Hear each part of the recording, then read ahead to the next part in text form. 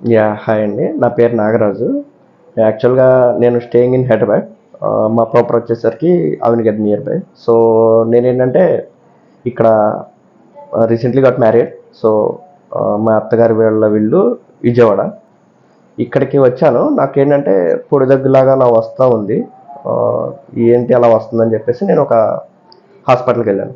ఆ హాస్పిటల్‌లో వాళ్ళు నాకేమన్నా ఏమన్నా ఉన్నాయేమో అని చెప్పి చెక్ చేసుకుందామని వెళ్తే, సో ఈఎన్టీకి కన్సల్ట్ అవ్వమన్నారు. సో ఈఎన్టీ దగ్గరికి వెళ్తే వాళ్ళు నాకు చెక్ చేసి, సో నోస్లో బెండ్ ఉంది, సర్జరీ అవసరం అవుతుంది అని చెప్పి చెప్పారు. వాళ్ళు చెప్పిన తర్వాత వాళ్ళు సర్జరీ అనగానే సో సెకండ్ ఒపీనియన్ కింద వేరే చోటుకి వెళ్దామని చెప్పేసి అని అనుకున్నాం. అయితే మా అత్తగారికి కూడా హార్ట్ ప్రాబ్లం వస్తే ఇక్కడ చూపించుకున్నారు క్యాపిటల్ హాస్పిటల్లో. So she referred me here like this is the best hospital like that. So ఇక్కడికి వచ్చామన్నమాట. వచ్చి డాక్టర్ గారిని కన్సల్ట్ అయ్యాం. సో ఆయన చెక్ చేసి మొత్తం ఎండోస్కోపిక్ అలా చేసి చెక్ చేసి ఆయన తరువుగా సో సర్జరీ ఇక్కడ కూడా అవసరం అవుతుంది అని చెప్పేసి అన్నారు.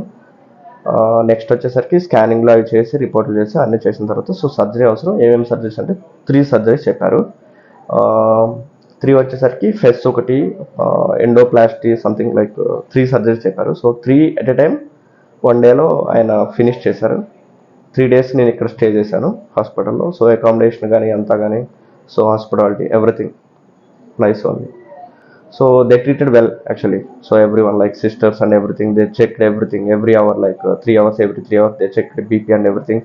And so they noted everything. Treatment కూడా బాగుంది. So ENT doctor Pavan Kumar గారిని నా మెడికల్ కన్సల్టెంట్. సో ఆయనే నాకంతా చేసిన సర్జన్ కూడా ఆయనే. So well treated hospital.